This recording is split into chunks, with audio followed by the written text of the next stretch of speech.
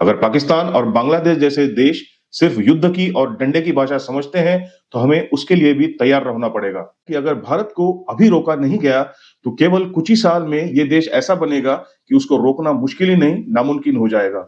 विकसित भारत, शक्तिशाली भारत हमारा हक है और वो हक हम लेकर ही रहेंगे। आज की तारीख में अगर हम दुनिया के ऊपर नजर रखते हैं, तो ये दिखेगा कि हर कोने में कोई ना कोई इशू चल रहा है, कोई ना कोई पंगा चल रहा है। हाल ही में डोनाल्ड ट्रंप ने भारत के ऊपर 500% टैरिफ लगाने की धमकी दी है। ये सिलसिला पिछले साल से चल रहा है, जब से ये प्रेसिडेंट बने हैं। डोनाल्ड ट्रंप की उटपटांग हरकतें, उनकी बयानबाजी, इस वजह से ऑलरेडी विश्व में जो प्रॉब्लम चल रहे हैं वो और भी ज्यादा बढ़ गए हैं। अगर यूरोप के अंदर देखें तो रशिया और यूक्रेन के अंदर जो लड़ाई चल रही है वो थमने का नाम नहीं ले रही है। अब हर एक कंट्री का अपना पॉइंट ऑफ व्यू है, क्योंकि देखिए रशिया एक बहुत बड़ी और पावरफुल कंट्री है। अगर उसके नक्शे को हम देखते हैं तो उनके बॉर्डर के आसपास छोटे छोटे आकार के काफी सारे देश हैं। उनके ऊपर कब्जा करना तो बहुत आसान है, लेकिन लड़ाई उनकी सिर्फ यूक्रेन के साथ है। अमेरिका ने अपनी जो यूरोप के सपोर्ट में जो पॉलिसी थी वो एक तरीके से अब खारिज कर दी है और अपना ध्यान लैटिन अमेरिका के ऊपर केंद्रित कर दिया है। अगर हम अपने एरिया की तरफ ध्यान रखेंगे तो चीन पावरफुल है, ताकतवर है और वह अपने आसपास के देशों के साथ हमेशा कुछ न कुछ पंगों में उलझता रहता है। ताइवान के साथ उसकी पुरानी दुश्मनी है और इन दोनों में कुछ न कुछ चलता रहता है। पाकिस्तान की तरफ ध्यान देंगे तो वो अपने हरकतों से बाज नहीं आ रहा है। पिछले साल पहलगाम के अटैक के बाद भारत और पाकिस्तान में ऑपरेशन सिंदूर हो गया, जिसमें भारत ने पाकिस्तान को जबरदस्त तरीके से सबक सिखाया। हमारे ईस्ट की तरफ देखा जाए तो बांग्लादेश में प्रॉब्लम चल रहा है और वो हमारे लिए मुश्किलातें बढ़ा रहा है। साथ ही में हम देखेंगे कि भारत धीरे धीरे और भी पावरफुल होता जा रहा है। आज की वीडियो में हम ये सोचने की कोशिश करेंगे कि भारत को इन मुश्किलों से आगे बढ़ने के लिए क्या करना पड़ेगा और हमारे पास क्या ऑप्शंस अवेलेबल हैं। अगर हम इतिहास में देखेंगे तो ये हमेशा देखेगा कि कई साम्राज्य आए और चले गए। ये तो दुनिया की एक रीत है। साम्राज्य बनता है, वो थोड़ा पावरफुल होता है, दूसरे देशों के ऊपर, लोगों के ऊपर राज करने की कोशिश करता है। कुछ सालों बाद, कुछ दशक बाद ये साम्राज्य खत्म हो जाता है और दूसरा साम्राज्य खड़ा होता है। अगर कोल्ड वॉर एरा के समय को हम देखेंगे तो अमेरिका और रशिया ये वही दो देश थे जिन्होंने दुनिया के ऊपर राज करने की कोशिश की। तब से लेकर आज तक धीरे धीरे करके चाइना भी सीन में आने लगा है। चाइना ने अपने आप को विकसित किया, पावरफुल बनाया और अभी वो दुनिया में एक तीसरी शक्ति बनकर सामने आने की कोशिश कर रहा है। 2014 के बाद मोदी सरकार ने पुरानी गलतियों को सुधारने की कोशिश की और धीरे धीरे हमारे कदम विकसित भारत की राह में चल पड़े। मोदी सरकार के आने के बाद पहले हमारी इकोनॉमी 9वीं और 10वीं स्तर पे थी और आज की हालात में हम चौथे स्तर पर है। अमेरिका ने टैरिफ तो कई देशों के ऊपर लगाया है, लेकिन भारत को लेकर वो कुछ ज्यादा ही परेशान हो रहा है। इसका कारण साफ है, उसको पता है कि अगर भारत को अभी रोका नहीं गया, तो केवल कुछ ही साल में ये देश ऐसा बनेगा कि उसको रोकना मुश्किल ही नहीं, नामुमकिन हो जाएगा। इसीलिए ऑपरेशन सिंदूर के बाद पाकिस्तान के आसिफ मुनीर को मदद दी गई। यह भी कहा जाता है कि बांग्लादेश के प्रॉब्लम के पीछे विदेशी ताकतें ही है, ताकि भारत अपने आसपास उलझा रहे और अपने आप को ताकतवर ना बना सके। अब अमेरिका और वेनेजुएला के रिलेशंस पहले से ही अच्छे नहीं थे। उनके ऊपर सैंक्शन बैराक ओबामा के टाइम पर लगाए गए थे, जिसकी वजह से वेनेजुएला से तेल लेना दुनिया के कई देशों ने कम कर दिया था। अब यहाँ पर चीन की एंट्री होती है।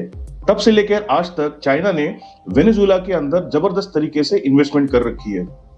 आज की तारीख में चाइना वेनेजुएला से सबसे ज्यादा तेल लेता है।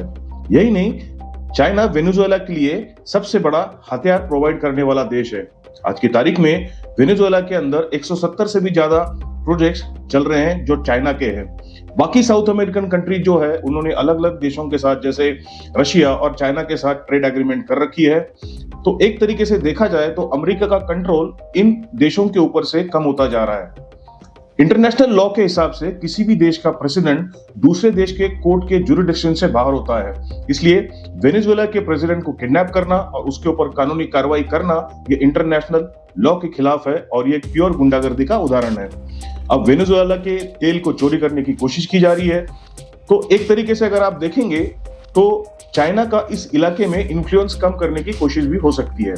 1970 की दशक में यूएसए ने सऊदी अरेबिया के साथ एक करार किया था, जिसके अनुसार यह तय किया गया कि तेल का सारा व्यवहार डॉलर में होगा और उसके बदले में उसको प्रोटेक्शन दिया जाएगा। इसकी वजह से डॉलर की वैल्यू पूरे विश्व में बढ़ गई और अमेरिका का साम्राज्य पूरे विश्व में फैल गया। पेट्रो डॉलर की ताकत की वजह से हर देश को जिसने पेट्रोल डॉलर का चैलेंज करने की कोशिश की, उसके ऊपर अमेरिका ने हमला करके उसे बर्बाद कर दिया। उदाहरण के तौर पर इराक। एक तरफ भारत भी अपने आप को विकसित करने की कोशिश कर रहा है, अमेरिका के विरुद्ध जाकर रशिया से वो तेल खरीद रहा है, बेसिकली नेशन फर्स्ट की पॉलिसी फॉलो कर रहा है, यानी जो हमारे देश के हित में होगा वही अपनी सरकार करेगी। अब यही चीज अमेरिका को पसंद नहीं आ रही है, इसलिए भारत के ऊपर दबाव डाला जा रहा है। पिछले साल 50% टैरिफ लगाया गया तो हड़कंप बच गया कि अब क्या होगा, लेकिन अगर डाटा को ध्यान से देखा जाए तो 50% टैरिफ बढ़ने के बाद भी यूएसए और भारत का व्यापार बढ़ा है। ये जो टैरिफ है कुछ प्रोडक्ट्स के ऊपर लगाया गया है, जैसे jewellery, leather, footwear, chemicals, agricultural product जैसे चाय, कॉफी, स्पाइसेस वगैरह। बाकी जो प्रोडक्ट्स उनके लिए महत्वपूर्ण है, जैसे इलेक्ट्रॉनिक्स, मोबाइल फोन्स, इसके ऊपर कोई टैरिफ नहीं लगाया गया। और जहां तक हमारे गवर्नमेंट का सवाल है, ऐसी छोटी मोटी चीजों से हमें कोई फर्क नहीं पड़ता है। जिन चीजों के ऊपर टैरिफ लगाई गई थी उसके लिए गवर्नमेंट ने अलग रास्ता ढूंढ लिया और बाकी देशों के साथ उस प्रोडक्ट में व्यापार बढ़ा दिया। हाल ही में न्यूजीलैंड, यूके जैसे देशों के साथ फ्री ट्रेड एग्रीमेंट साइन हुआ है। ये वही चीज है जो डोनाल्ड ट्रंप को पसंद नहीं आ रही है और इसीलिए भारत के ऊपर 500% टैरिफ लगाने की धमकी दे रहा है। तो हम मोटा मोटा ये कह सकते हैं कि धीरे धीरे अमेरिका का पतन होना शुरू हो गया है। एक टाइम जब अमेरिका दुनिया में कहीं भी अपने मन मर्जी से इंटरफेयर कर सकती थी, आज वो ये नहीं कर पा रही है। तो उन्होंने अपना पूरा ध्यान यूरोप से हटाकर लैटिन अमेरिका की तरफ कर दिया है। ये कुछ एक मुनरो डॉक्ट्रिन की तरह है जो 1823 में लॉन्च किया गया था। डोनाल्ड ट्रंप की बचकानी हरकतें, अजीब अजीब सी जो पॉलिसीज है, उन पॉलिसीज का विरोध उनके अपने देश में भी हो रहा है। एक सर्वे के अनुसार डोनाल्ड ट्रंप की ज्यादातर पॉलिसियां उनके देशवासियों को पसंद नहीं आ रही है। हो सकता है कि उनका इम्पीचमेंट हो जाए, लेकिन कोई भरोसा नहीं है। डोनाल्ड ट्रंप हटे ना हटे, भारत को यह जरूर देखना पड़ेगा कि हमारे देश का हित किसमें है और भारत सरकार यही कर रही है। डोनाल्ड ट्रंप का बयान, जैसे प्रधानमंत्री मोदी मुझे खुश करना चाहते हैं इसलिए उन्होंने रशिया से तेल लेना कम कर दिया, भारत और पाकिस्तान के बीच की लड़ाई मैंने रोकी, इन बातों को सीरियसली ना लेना ही ठीक रहेगा। कल ही उन्होंने मीडिया में एक क्लेम किया था कि ट्रेड ड्रिल सारी रेडी थी, लेकिन ट्रंप चाहते थे कि मोदी जी उनसे बात करें और मोदी जी ने बात नहीं की, इसलिए पूरी ट्रेड ड्रिल रुक गई। समझने की बात यह है कि ट्रंप जैसे आदमी के साथ बात करके प्रधानमंत्री मोदी जी अपना टाइम वेस्ट करना नहीं चाहते हैं, क्योंकि इस इंसान का कोई भरोसा तो है नहीं। कौन सी बात किस तरीके से तोड़ मरोड़ कर दुनिया के सामने पेश कर दे, इसका कोई भरोसा नहीं है। तो ऐसी परिस्थिति में हमारे पास क्या विकल्प अवेलेबल है? सबसे पहले भारत सर्वप्रथम की पॉलिसी। दुनिया की कोई ताकत कितना भी दबाव डाले, हमें सिर्फ हमारा राष्ट्र और हमारे राष्ट्र की चिंता पहले होनी चाहिए। राष्ट्र के हित के लिए अगर थोड़ा बहुत समझौता भी करना पड़े तो उसमें कौन सी बड़ी बात है। अमेरिका के साथ ठीक ठाक संबंध रखना जरूरी है, लेकिन दूसरे विकल्प ढूंढना भी जरूरी है और इस दिशा में प्रयास जरूर चल रहा है। हाल ही में कई देशों के साथ हमारा फ्री ट्रेड एग्रीमेंट साइन हो चुका है। पुतिन भारत में आ चुके हैं, जर्मनी के चांसलर थोड़ी देर में भारत में आने वाले हैं। हमें हमारा अंतिम लक्ष्य ध्यान में रखकर काम करना चाहिए।